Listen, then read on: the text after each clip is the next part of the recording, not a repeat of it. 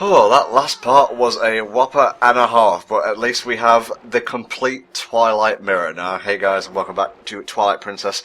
We're going to take a bit of a breather now. This is what we would call in the industry a filler episode. So it's time to go do a few minigames, but after this, there will be no more minigames. And no more fun, although I shouldn't have to point that out. This is Hellfire Comms after all. No fun, but surprisingly, no retakes lately. Yeah, well, like I said, I have to wean myself off that for the brain scratch run, because I didn't want to, be the fly in the ointment, as it were, and I always abide by house rules, so if a person says I don't want to do retakes, I don't do retakes. I did that with the FTCR playthroughs of Sonic CD and such, but I digress. Do you know what we're doing now? Minigames? I'm just reading the title, but we're gonna roll with that. Well, first and foremost, a meeting with Senor Postman over here. We are going into Castletown. It just wouldn't be the same without it. I honestly think that if we were to enter without getting the cutscene, I would feel empty inside. Just a giant void. I'd worry about him, personally. There's nothing to worry. The dude can stop time. He can do literally anything. But no, we're going back to the claw shot place now. Now that we have two of them, we can do the second phase of the minigame and get the ultimate quiver. Oh, so we're gonna increase our social links with those 3 fangirls. Oh yeah. That's good, because I totally need the highest level of the Star Arcana personas. Thanks. I'm not going back to the city in the sky anytime soon, but enjoy the sky, I guess. What is there even to do up there? We already killed the dragon. Go back to selling your arrows that you don't know how to actually use. It's a shame we didn't meet any other, or Akuku NPCs that had personality in that place. It just felt like a bunch of chickens walking about. Yeah, that was kind of a confusing thing. Uku is the individual, Uka is the race, and Uka is just a made-up word that they came up for the English because their actual, literal translation is sky folk. Okay. So, sky people. Yeah, well, there's even one example in this game where it's Uku, the sky person. They went with the literal translation as opposed to the word that they themselves came up with. Don't ask us why I'm bringing up this now instead of the last part, but we like to do things out of order. I have my priorities, such as not talking to this guy ever. No, stop. Once again, this guy, Twilight Princess version of Tingle. Note the hood, note the blue watch there. No, that does not mean that he's Tingle. He is not a Tingle. He is just the stand-in for the role that Tingle serves within the story. Just want to make that all clear for everybody. Now, this is why I said we needed double claw shots, because you'll notice that the platforms are gone. The only one that I can see is in the center of the arena, and there's a little platform ring going around, a very thin one. Other than that, it's just spikes everywhere. Good job this place doesn't have any kind of health code, or this guy would be shut down so fast. You're flying your head first through stars. I'm surprised Link hasn't been incinerated. I don't think they're actual stars, it's just like baubles that glow. That makes even less sense. How did you do in this minigame, mate? Regale me with nostalgia. How did I do? Does never done it exist as an option? It does, but it also means that you're copping out. Damn it. Okay, we'll make up a scenario. So I was 5. Okay. And I played this mini game with my hands behind my back, played the controller with my feet, and I got a perfect score. It's the best mini game ever, 10 out of 10. What year was it when you were 5? 1783. I don't think Twilight Princess was out then. Not sure if Nintendo existed then, but I'll take your word for it. Excuse me? You're disagreeing with my anecdote. Really? Get out of here. You're the one who asked me for my story. Well, there we go. Now we can hold all the arrows in the world, and this will come in very handy for the Cave of Ordeals. What do giants even need quivers for? That's true. I didn't see any in Majora's Mask, wielding a bow and arrow. Well, I mean, we got the bow and arrow from the Gorons, and they're kind of the giants, so maybe that's the quiver that Gorons use? I'd expect a Goron to use a hammer more than anything. Yeah, still goes back to my reason on why is the weapon of the Goron hero a bow and arrow. Well, let's see, I guess. Didn't even bother to give him a text change. Link gets all the beaches for he is senpai. I've actually forgotten where we're going next, so join me and Mexi on this wonderful ride. Surprises await. Join us next part. Goodbye. Not getting off that easy, Mr. Man. We're so close to the end, though, so I'm in this for the long haul. All, what, 10 more parts or something? Mm-hmm. Nice.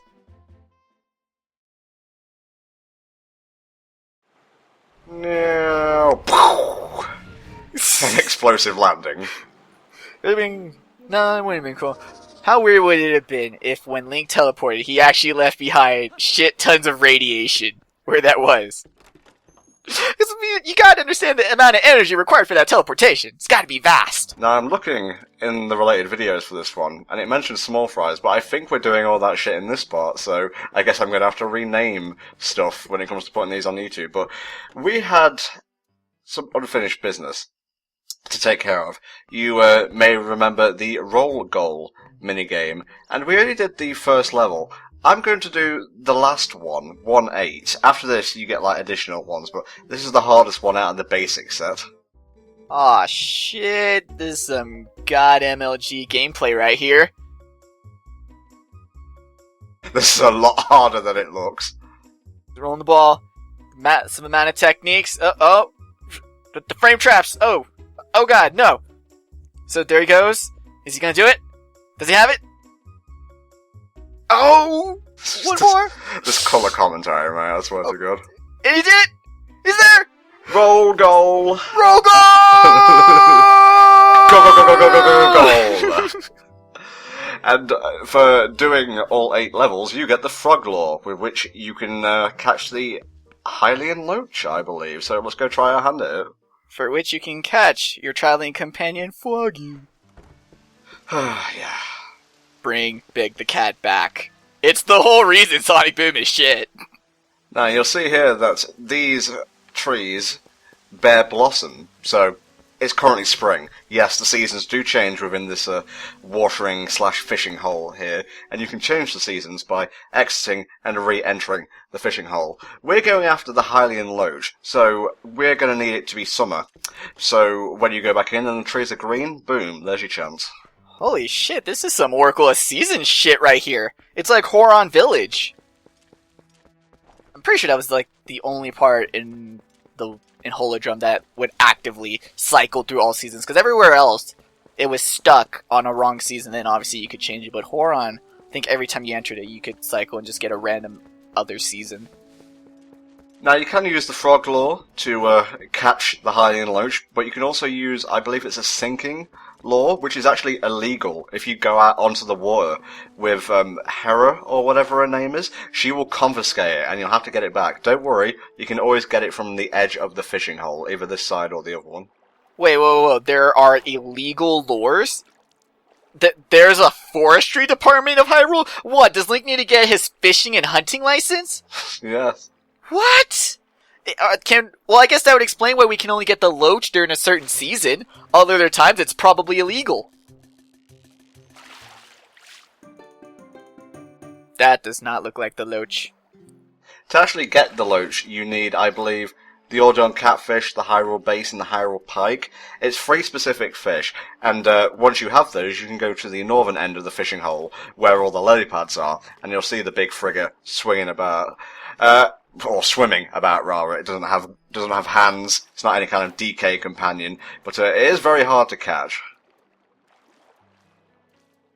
For a second I thought you needed, like, the fish to be bait for the other fish, but I guess it's just to prove your worth. And it's kind of cool that the Loach is in a similar location, because in Ocarina of Time, the Loach is located near a log and some lily pads. So, you know, prior knowledge of a previous game helps you out here.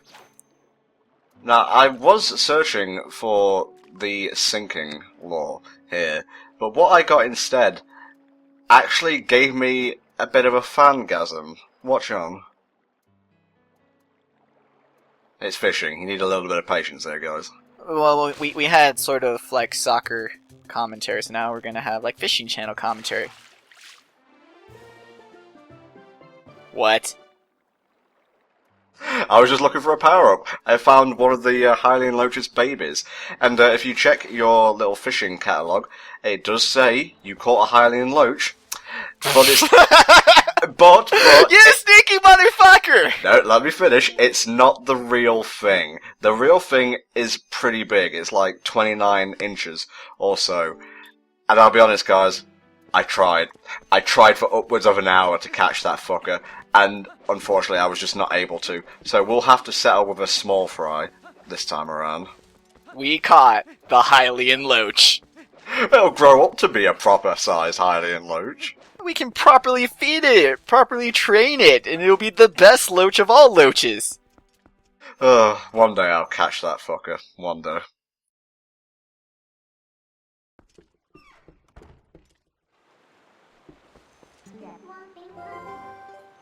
You know, I don't know if I want this in Zelda or not, but able to, you know, use the fish as food. Maybe not specifically for Hylian Link, but maybe like as Wolf Link, like that he can eat the fish to regain some hearts.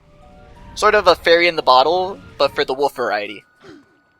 Oh, hey, partner. I didn't call you anything, but it's nice for you to be here. All hail the glorious horsebutt. Master of walls and gates. Last thing we're going to be doing in this part is actually getting the Hawk Eye, and to actually trigger the event that can lead us to the Mallow Mart, where we can buy it. I don't know why we don't get it as an item, but whatever. It's actually a heart piece we get from this quest, but I digress. We've got to go and see... Oh, I actually forget his name. He's the one with the bandana. So if the baby's Mallow, he's Talon. Something like that. He's keeping watch on top of Kakariko Village, so we've got a little bit of a trek to get up there. You can tell that the village is low on manpower when the kids are pulling spotter duty. Well, at least the Gorons are helping out here. I mean, that's the least they can do. Once again, it just proves how good of a chief Darbus is that, you know, instead of being xenophobic and isolated, he's sending his citizens to help out a neighboring village in need. Good guy Darbus. Alright, one more ladder climb, and we'll be at the highest point in Kakariko Village. I wonder if you could use your claw shots on these ladders, because I know you can use claw shot on vines to minimize climbing time. Would have been kind of cool if you could do that with these ladders as well. Hey, kid, shouldn't you be keeping watch? Like, you can talk to us and keep your eyes on the village. The second you take your eyes off, the village is doomed. Like 50,000 wolves just sneak in and hide in the village when he's not looking.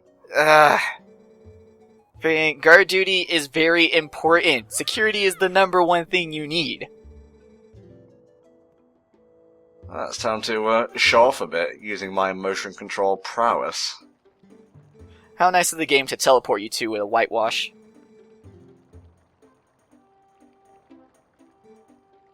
Well, you know, if they gave us the bow and arrow instead of sticking us with the slingshot, we wouldn't have had that problem. How about I just show you guys the slingshot? You know, that'd been kind of cool. Or, this would have been a cool little minigame if you give these kids the slingshot since they wanted it so badly. It's like, you know what? I'm a kick-ass hero with a bow and arrow here. You guys can have the slingshot. That'd have been like a nice little sentimental deal.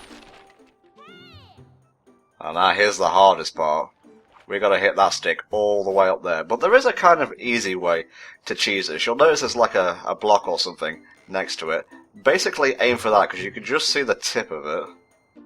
Seriously, guys, I'm trying to save the world here, not being your little performance monkey. I mean, it made sense when I was a farmhand and I was literally nobody, but I kind of got bigger shit to do. Although this is kind of cool that it's sort of a mirror of you showed off to the kids at the beginning, and now we show off to the kids again later. So it's cute. It's very unharmful. What a weird adjective you chose to describe this sentimental situation. I could have went with Gorbagoobie-Doo, but that's not a word, now is it? I interacted with another human being. It was unharmful. Yes. To be fair, that is actually how I feel about human interactions. And here we go. Scroll. Oh, we don't even need to scroll, it's the first one. The Hawkeye, the sniping option. Nice. And one of the few options of not a transformation mask, but a mask outside of Majora's Mask. You know, you had the magic mask, you had the trading mask, and now we have a mask that's actually pretty fucking useful. If you suck at aiming or not playing on the Wii version. We'll get back to that, Goron, don't you worry. His tale has yet to be told. His box has yet to been dropped. Alright, let's test out the Hawkeye. Nice. Same dealio as the bomb arrows. You click Z to activate the combo, and boom, there you go, you get a reticle. It is really cool that you can equip the Hawkeye over the bow and arrow, because that was one of the problems with some of the...